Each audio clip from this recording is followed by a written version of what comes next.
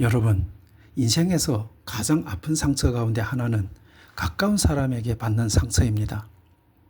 모르는 사람의 말은 견딜 수가 있습니다.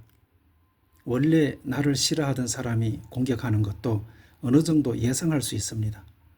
그런데 내가 믿었던 사람, 내가 사랑했던 사람, 내가 마음을 열었던 사람에게 배신을 당하게 되면요, 그 아픔은 깊이 오래 남게 됩니다. 오늘 시편 41편에서 다윗은 바로 그런 아픔을 겪고 있습니다. 겉으로는 병들어 약해져 있고 안으로는 사람들의 배신 때문에 무너져 있습니다.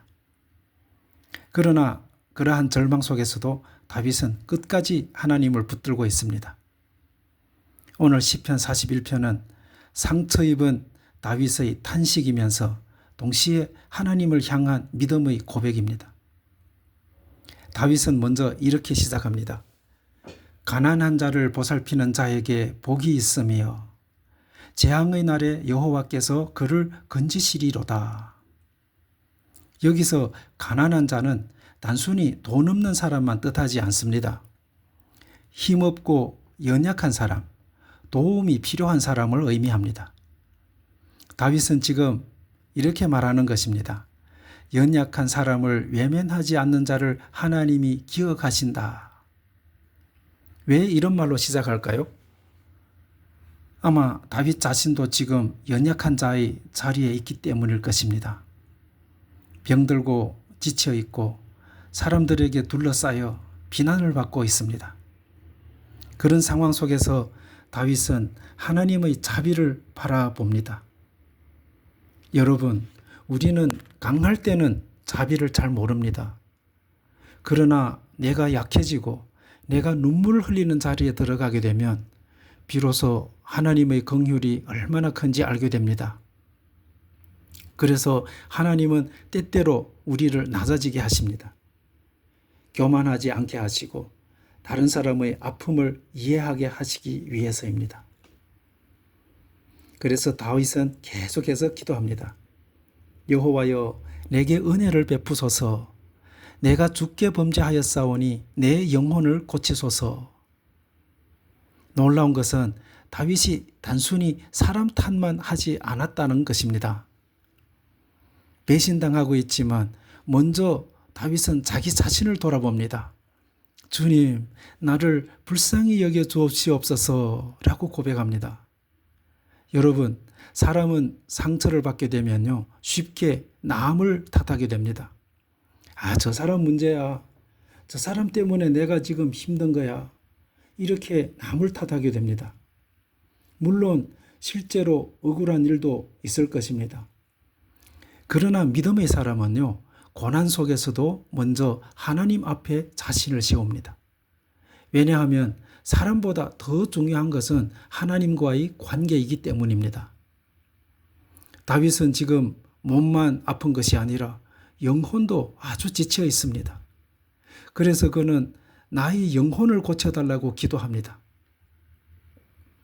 여러분, 사람은 몸이 병들면 병원에 가게 됩니다.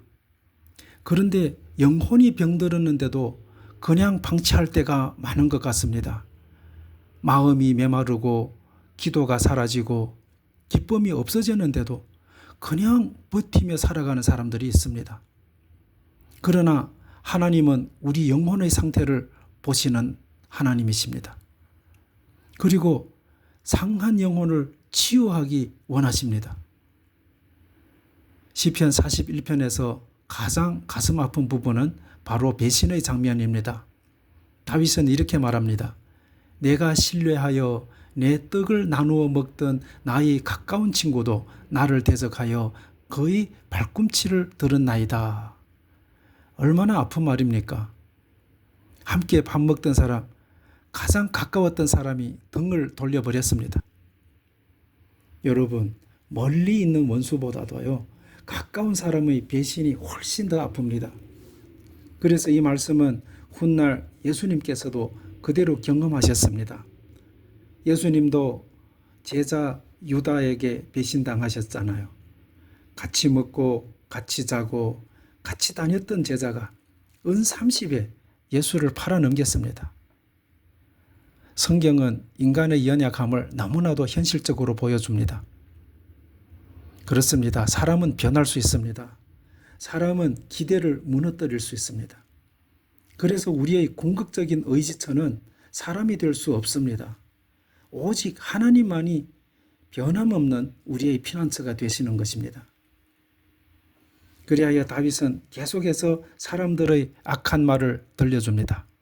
그가 누워 다시 일어나지 못하리라 라고 사람들은 다윗이 완전히 무너지기를 기다리고 있었습니다. 다윗의 몸이 약해진 틈을 타서 비난하고 조롱합니다. 여러분, 세상은 종종 우리의 실패를 구경거리로 삼고 있습니다. 우리가 넘어지면 도와주기보다 옆에서 더 손가락질 할 때가 있습니다. 그래서 인생은 더 외로운 것입니다.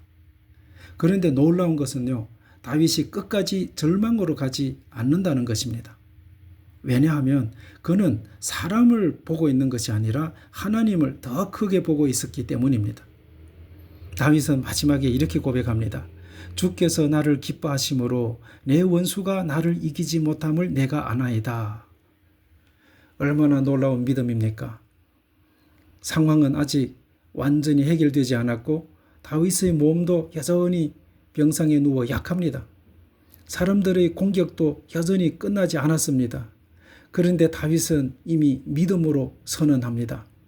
하나님이 나를 붙드시기에 나는 무너지지 않는다 라고 믿음으로 선언하고 있습니다. 여러분, 믿음은 상황이 좋아졌기 때문에 믿음이 생기는 것이 아닙니다. 상황이 여전히 어려워도 하나님을 신뢰하는 것이 믿음이죠. 사람들이 나를 오해해도 하나님은 나를 아십니다. 세상이 나를 버려도 하나님은 나를 붙드십니다. 이 믿음이 우리를 다시 일으켜 세우는 것입니다. 그리고 시편 41편은 결국 예수님을 바라보게 합니다. 예수님은 가장 큰 배신을 경험하셨지요.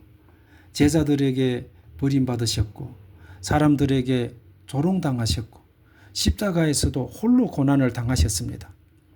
그러나 하나님께서는 예수님을 버리지 않으셨습니다. 죽음을 이기게 하셨고 부활의 영광으로 높이셨습니다. 그래서 여러분, 우리도 사람 때문에 상처받을 수 있습니다. 배신당할 수 있고 오해받을 수도 있습니다. 그러나 그 아픔 속에서도 하나님은 우리를 붙들고 계신다는 것을 꼭 잊지 말아 주십시오. 사람은 떠날 수 있어도 하나님은 절대로 우리를 떠나지 않으십니다. 오늘도 하나님은 상한 마음 가진 자를 가까이 하십니다. 그러므로 낙심하지 마십시오. 끝까지 하나님을 붙드시기를 바랍니다. 하나님은 반드시 눈물의 밤을 지나 다시 우리를 일으켜 세우실 것입니다. 오늘도 그 하나님을 의지하며 살아가는 도안교회 형제자매들이 다 되시기를 주님의 이름으로 축원합니다. 기도하겠습니다.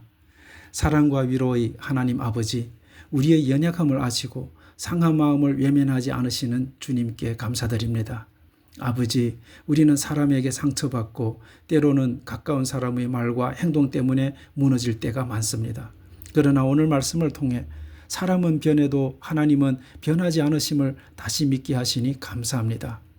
아버지, 우리의 병든 영혼을 치유하여 주옵소서. 몸의 아픔뿐 아니라 마음의 상처까지도 만져 주옵소서. 사람의 인정이 아니라 하나님의 사랑 안에서 살아가게 하시고 배신과 오해 속에서도 낙심하지 않게 하옵소서. 예수님께서 버림받으심으로 우리를 끝까지 품어주셨음을 기억하게 하시고 우리도 상처 속에서 더욱 하나님 가까이 가게 하옵소서. 오늘도 우리를 붙드시고 기억하시는 예수 그리스도의 이름으로 기도드립니다. 아멘.